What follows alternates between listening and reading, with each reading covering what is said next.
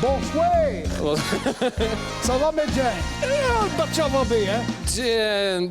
Oui, bah oui, il faut dire oui. Oui, c'est... Batchavabé. Batchavabé? Oui, ça veut dire tout roule, quoi. Le bateau va bien, en fait. Ouais. Ça fait combien de temps que vous chantez en wallon?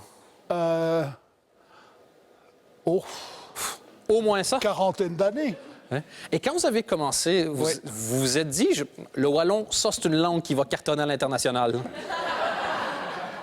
Bien sûr que non. Non, pas du tout. Non. Je disais que ça se mariait bien avec les genres de musique que j'aime, donc avec le blues, avec les musiques un petit peu anglo-saxonnes. Et ça se mariait bien, quoi. Mais pas plus.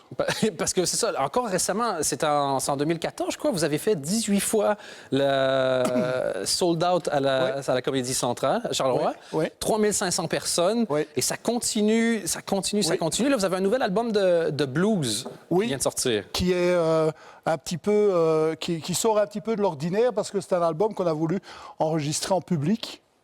On a enregistré ça dans une petite salle qui s'appelle Le Sablon, à Carnières, le centre culturel de Carnières. Ça existe, mesdames, messieurs, et c'est très chouette.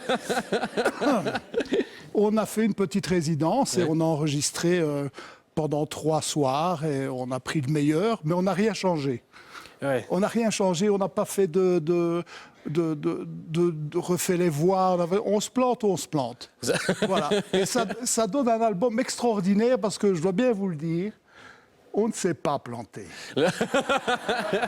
C'est la même stratégie qu'a employé Johnny Cash pour ses derniers albums. Ça s'appelle les American Recording. Je vous conseille si vous n'avez pas entendu ça.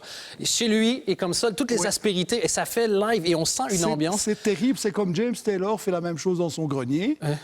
Il fait venir ses potes musiciens et allons-y, on y va. Moi aussi, je fais venir mes potes dans mon grenier, mais il n'y a personne qui achète les disques après. Et ça, c'est la différence. Et bizarrement, le wallon, ça sonne super bien avec le blues. Ça sonne très, ça n'a pas bien. été pensé pour ça, le blues. Mais, non, c'est-à-dire que la différence qu'il y a entre les Wallons et les Américains, par exemple, enfin, je veux dire, c'est que... Est-ce qu'il y en a vraiment? Est-ce qu'il y a vraiment des différences entre les Wallons et les Américains? On ne mange pas tout à fait la même chose. Jusqu'à preuve du contraire, c'est quand même nous qu'on a inventé les trappistes. Et voilà quoi. Mais je dis toujours, par rapport aux Américains, chez nous, un hamburger, ça n'est qu'un vitoulet spotchi stitchi dans un pistolet. C'est marrant parce que je dis souvent ça aussi. C'est vrai? Hein? Mais je comprends moi-même pas ce que j'ai en train de dire. Ouais, c'est ça. il y a beaucoup de liens entre le Québec et la Wallonie. Les Wallons, les Québécois s'aiment beaucoup. Et vous avez eu aussi une carrière un peu surréaliste au Québec. C'est arrivé comment, ça?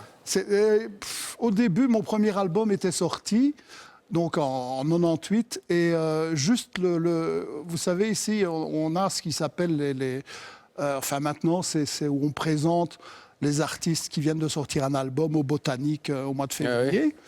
Et juste au moment où je passe, je reçois un coup de fil d'un producteur québécois qui venait de recevoir mon album et qui dit ça après-demain, tu prends l'avion puis tu viens me rejoindre à Montréal.